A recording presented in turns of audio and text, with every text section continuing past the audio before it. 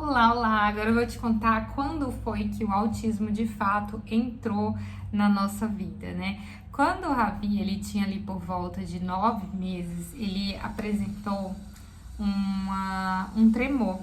A gente fez uma viagem para uma fazenda e aí eu comi nessa fazenda, né, alguma coisa, só para contextualizar, né? Eu tava em dieta restrita à PLV, quando o bebê que mama tem a PLV, quem amamenta tem que fazer a dieta. Então eu tava numa dieta super restrita, onde eu não podia comer nada com leite, nem com soja, derivados, manteiga, não podia ter contaminação cruzada, etc. Então a gente viajou para essa fazenda e obviamente não era a gente que estava fazendo a comida, eram as pessoas que convidaram a gente. Embora a gente passasse instruções, existiria o risco ali de ter a contaminação cruzada, né? E foi o que aconteceu. Teve contaminação cruzada. E aí, em uma noite, na última noite, na verdade, o Ravi teve uma crise muito forte de cólica. Muito forte de cólica. Ele passou a noite chorando, berrando muito de cólica. E não tinha nada que resolvesse a cólica dele. Podia inventar remédio que fosse, Milicon e etc e tal. Eu só vim conhecer os óleos essenciais depois desse episódio, que foi o que me ajudou muito quando as crises ficaram bem fortes. Nossa, o sol aqui tá bem forte nessa janela. Chega meu olho deu uma... Ficou mais difícil agora. Esperar uma nuvem passar e cobrir um pouco esse sol, né? Vou botar uma cortina aqui nessa janela, porque esse horário o sol fica bem forte. Deixa eu ver se eu boto menos uma coisa aqui pra dar uma quebrada. Só no... Pronto, deu uma quebrada assim, pelo menos no meu olho, né? Desculpa aí, gente, as interrupções, vocês são de casa. Então, aí ele teve essa reação. Quando a gente voltou pra casa, no dia seguinte, ele tava com a pele cheia de bolinha. Eu vou tentar colocando aqui, vou tentar botar as imagens aqui no vídeo, né? Se não aparecer, me perdoe, mas eu tentarei colocar assim que eu terminar de gravar. Ele ficou com a pele cheia de bolinha, vários vasinhos estourados, por causa da força que ele tinha feito, né? Nessa fazenda, os donos da fazenda tinham uma filha, um pouco mais velha, acho que tinha uns 4 anos. E ela tem epilepsia. Então, nessa fazenda, a gente conversou muito sobre episódios de epilepsia, de convulsão, sobre a suspeita de autismo na filha deles. Então, a gente tinha conversado ali sobre esse contexto, né? Como falei pra vocês, mais uma vez, a gente era leigo nessa época, a gente sabia pouquíssima coisa. Mal sabia sobre o autismo naquela época, né? Totalmente diferente de hoje, porque a gente já sabe bastante coisa. E aí, eles também falaram, né? Sobre isso, sobre a questão do autismo da filha deles. No dia seguinte, quando a gente tava em casa, Ravizinho brincando, começou com um tremor desse vídeo aqui, que muitas de vocês devem conhecer esse vídeo. Se não conhece, lá no meu Instagram tem ele, pode rolar bem mais pra baixo, tem ele. Na época eu gravei esse vídeo, achei muito estranho. Chamei minha mãe e falei, mãe, eu tô achando estranho, esse tremor tá estranho, eu não sei o que tá acontecendo. Eu falo com ele não responde na hora do tremor. A gente foi pra emergência. Por que a gente foi pra emergência? Justamente porque ele tava com esses vasinhos. Tanto que eu tava com vergonha, gente, de ir pra emergência e mostrar o vídeo. Não vou nem mentir, eu tava morrendo de vergonha. Chegar lá na emergência e o médico falar assim, minha filha, isso aqui não é nada. Sempre tenho vergonha de ir no médico. Da forma como eles podem me questionar, me constrange. Então, antes de ir no médico, eu penso várias vezes, eu ensaio antes de ir no médico o que eu vou falar, e se ele me responder assim, enfim, tudo isso eu faço esses ensaios na cabeça. Aí, eu tava com vergonha de médico, mas fui na emergência, levei o vídeo, falei da crise que ele tinha tido, dos vasinhos que estavam estourados, e aí falei, e tem isso daqui que aconteceu e eu não sei se tem relação. Quando eu demonstrei o vídeo, o médico disse, você pode me passar o vídeo pra mim que eu vou consultar com o pessoal aqui do hospital. Aí eu passei, aí ele saiu da sala e foi consultar e demorou muito com esse vídeo. Quando ele voltou, ele já voltou falando assim, olha, eu consultei com os outros médicos, isso daqui tá parecendo uma convulsão, tá parecendo uma convulsão focal, que é só em uma parte do corpo. Eu sempre fui uma pessoa muito curiosa e que curo minha ansiedade estudando. Se eu tô ansiosa e tô preocupada, eu vou estudar.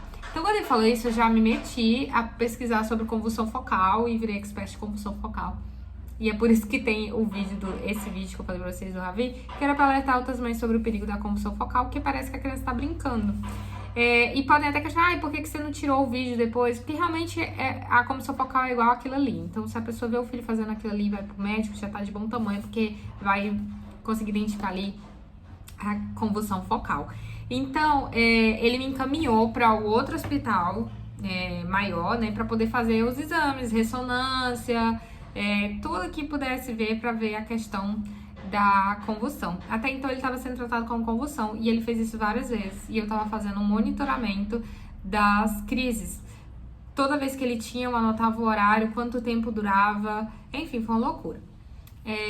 Também no Instagram tem um destaque lá chamado Convulsões, se eu não me engano, que vocês vão ver os stories daquela época, toda a preocupação que tinha. Sempre que ele começava a tremer, meu coração parava, todo mundo ficava em alerta, porque é uma sensação horrível. Um segundo. Então, como eu postei esse vídeo na rede social, ele viralizou no TikTok, viralizou no Instagram. E aí eu recebi mensagens de muitas mães diferentes, falando que os filhos tinham tido aquilo, outros que tinham tido epilepsia, outros que têm... Enfim, eu comecei a pesquisar muito sobre epilepsia, entrei no mundo da epilepsia para entender esse universo.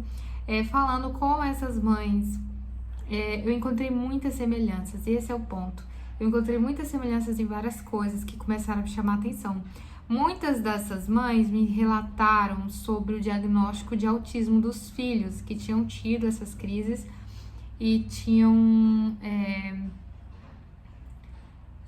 tido o diagnóstico de autismo depois. Só para finalizar a parte da convulsão, né, para depois eu voltar para focar no autismo, nessas investigações que o vídeo viralizou, chegou a um neurologista aqui de Fortaleza, maravilhoso, hoje é o neurologista do Ravi, que atende o Ravi, mas na época ele ficou abismado com a quantidade de informação errada que tinham me passado e como estavam orientando meu filho errado. O Ravi, inclusive, chegou a tomar medicação anticonvulsivante. Ele tomava 2 anticonvulsivantes 2 vezes por dia, ou seja, 4 vezes ele tomava medicação. E com as idas ao hospital, era uma época assim, tipo março, abril, nessa época que tem surto de gripe e tudo mais. Lembrando que o Ravi tinha 9 meses, ele pegou bronquiolite no meio desse processo de ir muito pro hospital. Então ele estava em casa com as convulsões, tava com bronquiolite, e então tava tomando muita medicação, tava tomando corticoide, tava tomando as coisas pro nariz, antibiótico e, né, vocês imaginam o caos que tava. Toda a família adoeceu também pelas idas ao hospital e ele tava tomando anticonvulsivante. Fui nos melhores médicos da Apivida, né, nos melhores neurologistas da Apivida, abrindo reclamação para poder ir direto nos melhores, o mais rápido possível, indo direto na emergência. Fiz o eletro e tudo mais. E aí, a Apivida que me falou que meu filho tinha ondas que mostravam que ele tinha epilepsia. E o protocolo para se tratar uma criança com convulsões, ele dar a medicação até a criança ter 2 anos de idade, depois rever, desmamar a medicação para ver se a criança ainda convulsiona. E isso tem dois viés, né? Se a criança for de fato epilética, é ótimo, vai tratar e tudo mais, ela vai evitar ali a epilepsia. Se ela voltar a ter uma convulsão, ajusta a dose, com 2 anos faz o desmame para ver se ela tá boa. A maioria tá boa nesse período e não precisa mais tomar, ou outras de fato têm epilepsia e vão sempre tomar medicação durante um bom tempo. Mas o outro lado, que era o que me preocupava, se a criança não tiver epilepsia, ela vai ficar tomando essa medicação que atrasa o desenvolvimento, porque parte dos efeitos colaterais da medicação anticonvulsivante é o atraso do desenvolvimento, o atraso da fala, que aí esse alerta vai ser justamente por causa dessa pessoa lá da fazenda, que a filha dela tomou essa medicação e aí atrasou várias coisas. Então, uma das suspeitas deles era que ela não fosse autista e que, na verdade, ela estava com sequelas da medicação. Era uma hipótese dela, não tem nada a ver com a Ravi, tá? É uma hipótese do tratamento dela. Mas isso ficou na minha cabeça e eu queria ter certeza, de fato, o que ele tinha. Para ele não estar tomando um remédio que podia atrasar o desenvolvimento dele em vão, né? Porque o atraso podia não ser só na fala, podia ser em outras questões também. O atraso dele, né? Podia dar atraso motor, como eu também conheço outros casos de criança que tomou um remédio, tinha nada a ver, era um remédio para nariz e também teve atraso, enfim. Então, Esse era o protocolo que a Apivida queria tratar com ele e eu já tinha começado as medicações. Esse neurologista, um anjo na nossa vida, viu o vídeo e chamou a gente como uma cortesia. Na época eu tava gastando horrores com o exame, gente, horrores com remédio. E ele deu essa cortesia pra gente, atendeu a gente na época e nos esclareceu todas as dúvidas. E ele falou, olha, isso daqui não é uma convulsão, mas para confirmar a gente vai fazer esse exame específico. Fiz o exame lá, peguei dinheiro emprestado para fazer esse bendito exame, que é um vídeo EEG, que é monitora ele por vídeo e os eletrozinhos na cabeça para poder ver se ele faz algum movimento estranho e ver a atividade cerebral durante esse período desse movimento. E ele falou que não existia esse negócio de ondas epiléticas, que tem traços de ondas. Não dá pra ver isso no eletrocefalograma, que ele diz que isso não se vê em eletrocefalograma. Até pra pegar alguma coisa no eletrocefalograma, precisa ter ali uma convulsão na hora do exame para poder pegar alguma coisa. Não tem isso de ondas desordenadas e não sei o quê. É que não se vê isso nesse exame. E ele disse pra mim que o Ravi não tinha epilepsia, que quando eu voltei com o resultado dos exames, né? Ravi não tinha epilepsia, o que Ravi tinha era Shudder's ataques. São tremores benignos da infância. Muitas crianças vão ter esses tremores benignos da infância que não tem sequelas, não tem motivo aparente, não tem nenhuma causa relacionada, enfim.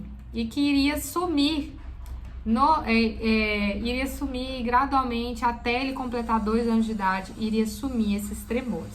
Essa foi a orientação que ele me deu, certo? Agora voltando lá para um vídeo que viralizou. Eu comecei a receber mensagens de muitas mães atípicas falando justamente isso, que os filhos tinham tido esses tremores e que hoje estavam com o diagnóstico de autismo. Perguntando se eu não cogitava que os tremores fossem um tipo de tique, um tipo de estereotipia. E eu sempre muito atenta ao que elas me falavam, eu li muitos comentários. Se você for uma das mães que me mandou esse comentário, eu agradeço, muito obrigada. Desculpa se eu não respondi com todo mundo, dei a atenção que precisava, mas era uma época de muita aflição, não tava dando conta nem de mim mesma. Mas me ajudaram muito esses comentários. Muitas mães me falando também da relação de alergias com autismo, Ravi era um bebê alérgico, também relacionando com autismo. Gente, muita coisa. Eu recebi muita informação e não tem nada melhor do que informação de outras pessoas que estão vivendo coisas parecidas. Então eu comecei a juntar todas essas informações e me acendeu a luzinha do autismo. Então eu comecei já naquele momento a pesquisar sobre autismo, a tentar conversar com mais pessoas sobre isso, a levantar essa hipótese. Quando eu fui na consulta com o neuro, eu perguntei, doutor, tem alguma chance dele ser autista? Então ele avaliou, naquela época, o Ravi com 9, 10 meses, avaliou se o Ravi poderia ser autista. E ele concluiu que não, no momento ele não tinha características de autismo. Naquela época ele não tinha características de autismo, poderia ser muito cedo. Ele disse que naquele momento descartava. Por quê? O Ravi não tinha nenhum atraso, gente. O Ravi não tinha nenhum atraso naquela época. Ele não tinha critério diagnóstico, né? Aqui tem até já o vídeo sobre o DSM-5 que fala sobre os critérios diagnósticos. O Ravi não tinha critério diagnóstico para autismo, certo?